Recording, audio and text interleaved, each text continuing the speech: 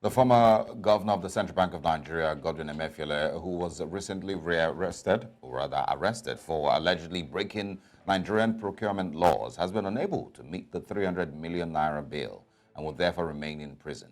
His strict bail requirement has proven to be a significant barrier to his release, and despite several attempts by his legal team, the former CBN governor has still not been released. Emefiele supporters contend that the bail sum is excessive and could be an attempt to weaken his financial standing, while others opposed to Emefiele contend that if the charges are severe enough to warrant punitive legal measures.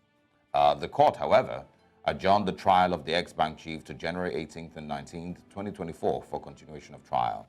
He was granted bail on November 17, 2023 to the tune of 300 million naira and two sureties and remanded at the Kuje Correctional Centre, pending when he meets the bail conditions. Now, to discuss this further, we're joined by Nwokedi. He's a lawyer and public affairs analyst. Good morning. Thanks for joining us.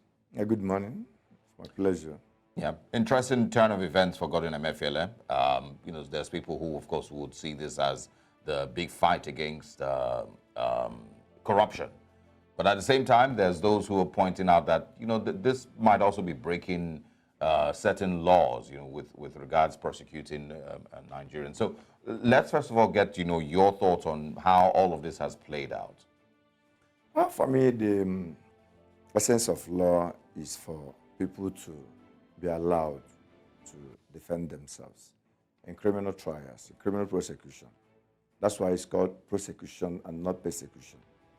Any person standing trial in any criminal matter is presumed to still be innocent until a court of competent jurisdiction has proved otherwise. So in that sense, he has access to certain rights, according to him as a citizen of that country, as enshrined in the Constitution of the Federal Republic of Nigeria 1999 as amended. So it is not good for such prosecution to turn into persecution. I was actually, before Honorable Justice Oweibu, during vacation matter at Federal High Court Ikoyi. I had my own matter there when Emefiele's lawyers, led by our former NBA president, argued vehemently regarding his bail in another charge brought against him. He was the one representing Emefiele with two other senior advocates. I think there were like 3 or 4 in the court on that day, because there was order of court that was actually flagrantly flouted by the federal government of Nigeria in regard to Emefiele's release.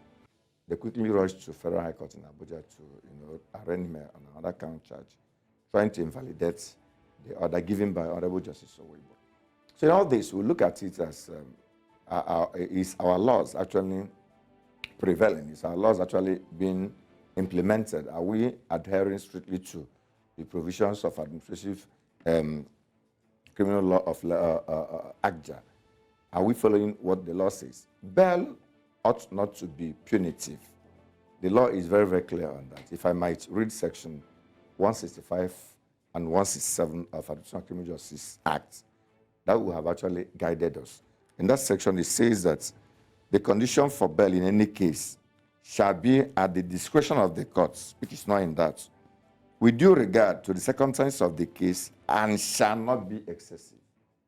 Shall not be excessive. So on no account shall you give a bail condition that shall be excessive.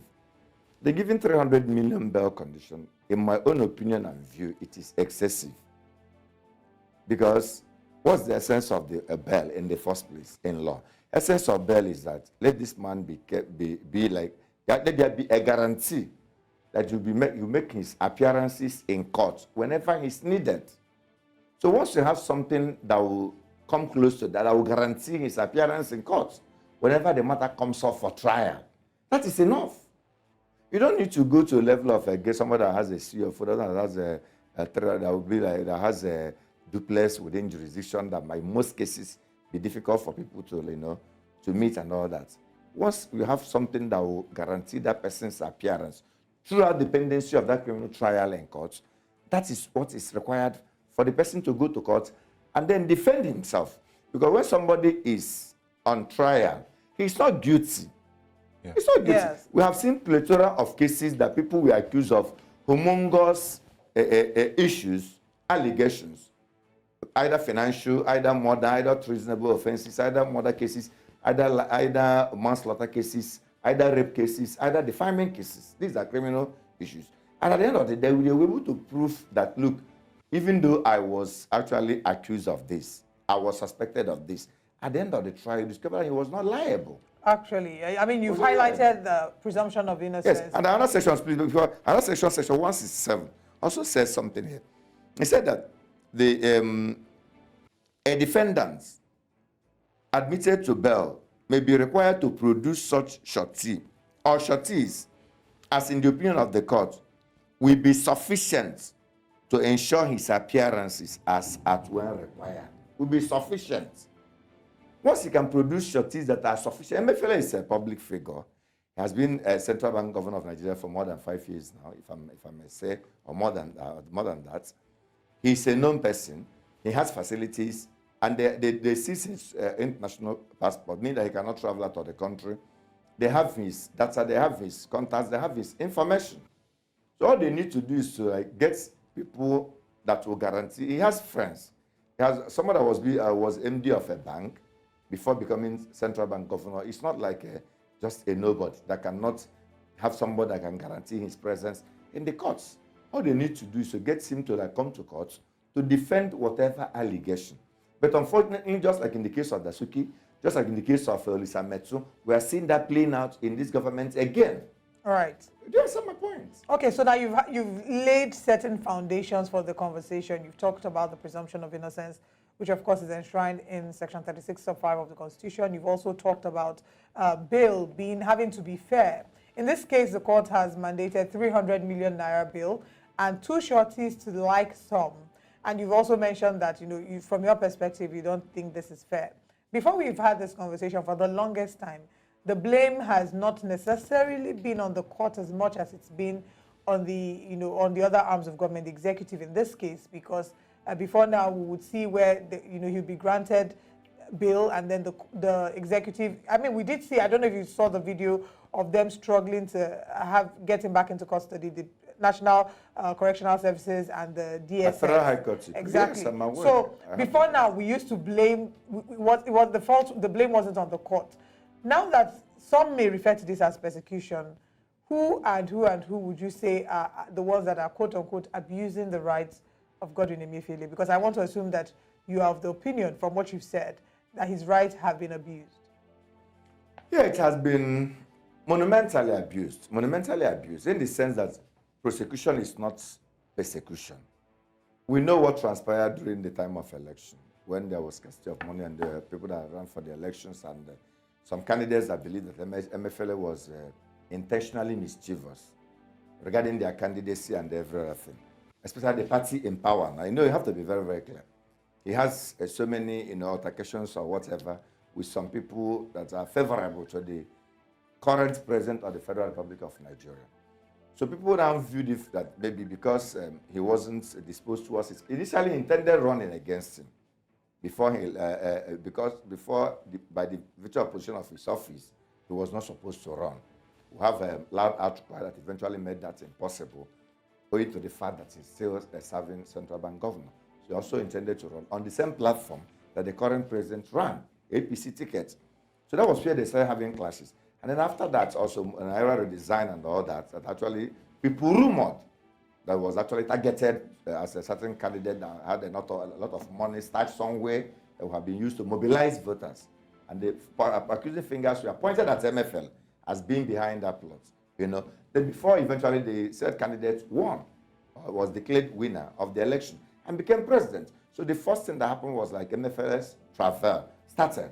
People actually saw that coming. Emefiele himself even supposed to have seen it because one of the videos he was saying, if you want a fight, we're ready to fight and ready to, all those stuff. But doesn't that narrative belittle the possibilities that he actually did commit, certain, crimes that he's been charged with? That's what I said before. I said you cannot say that anybody has committed an offense. It is an alleged. Yes. It is an allegation. As far as I but when you tie the allegation, to the fact that, he tried to frustrate someone's political ambition. No, that is a mere politics. Yeah, exactly. If somebody wants to frustrate your political ambition within the powers given to him under the law, what's wrong with that? I mean, when that thing happen, we have what is called moral wrong and what is called legal wrongs.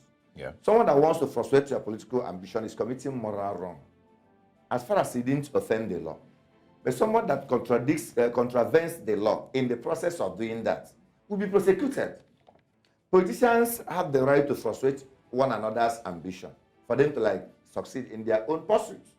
It is normal in politics. That's what they do. Yeah, but what I'm asking is now, and there was no evidence, and they're not prosecuting Emefiele for that. They didn't take him to court on that ground because they couldn't raise any tribal issue on that. yeah. So if you cannot raise any tribal issue on something and you now come under the cover of mischief, it becomes malice. Yeah, but this is what I'm asking. That if you're assuming or you're saying that there's a likelihood of political persecution because of politics and because he tried to frustrate someone's ambition, that there's that part. Doesn't it belittle the possibilities that he actually has these crimes, financial crimes that he committed, that the courts actually, or he's been charged with? No, nobody is trying to like exempt him from any commission of crime. I'm not here to exempt anybody if you have weighty evidence to show that you committed a crime.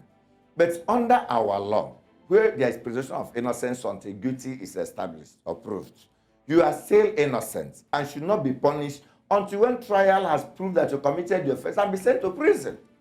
We have seen high-profile people sent to prison.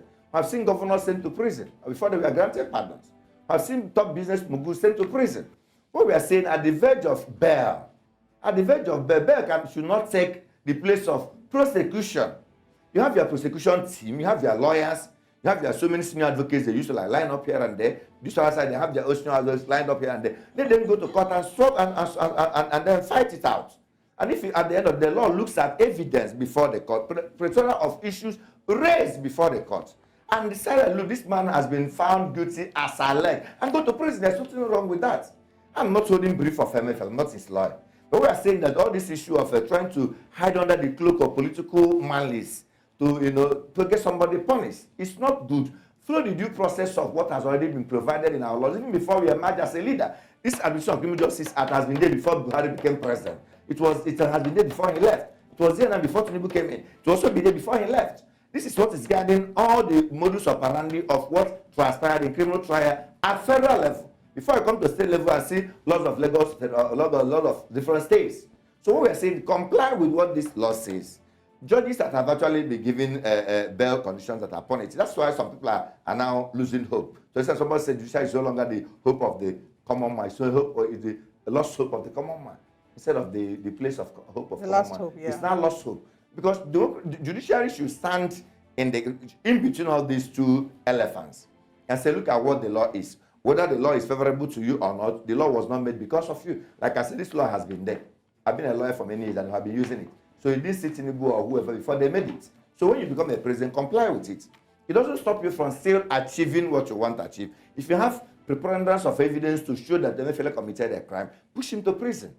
Okay. I'm not supporting anybody that will assume high-profile office in the country and then take advantage of that office to enrich himself or his family or friends.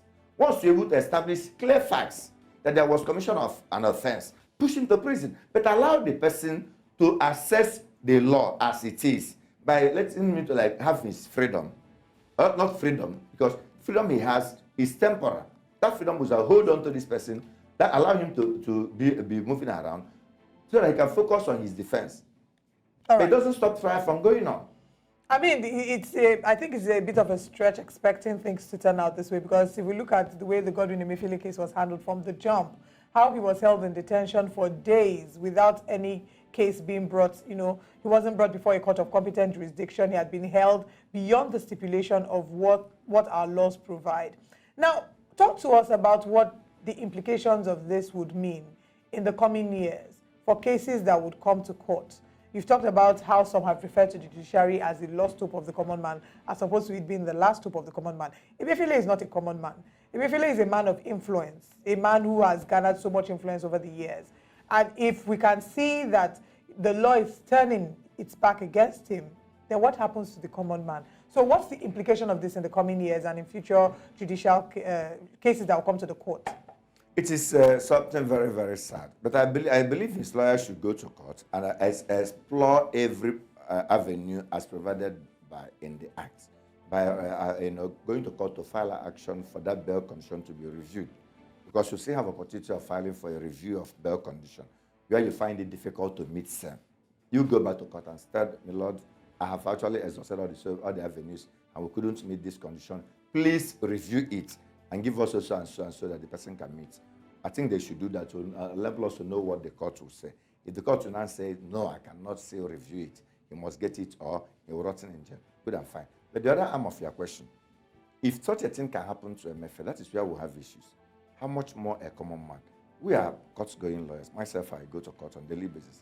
People are raising concerns. People are raising fears. People are beginning to look beyond what how sound a lawyer would be in court. So, do you know the judge? Can you call the judge? Can somebody talk to the judge? What is very, very, very detrimental. Is that the reality of legal practice in Nigeria today? People, I'm telling you, some clients are looking at somebody that may know the judge, that may talk to the judge, that may have a link with the judge. Talk to the judge about what? Talk to the judge about his case. Because people are no longer 100% relying on the neutrality of the judiciary, especially when there is interest. If you go to a court and see a matter that has no interest, you will see that that matter will flow within the natural justice, within what the law is. But you see, a matter, it's only few judges, not that all judges are part of that. Because I was in court when this Emefiele matter was brought before Honorable Justice Owebo. Upon all the pressures from the federal government, he still granted Emefiele bail. Even the second time they came to court, he still ruled against federal government. All right. But we want to encourage some people that might be that bold enough to declare the law.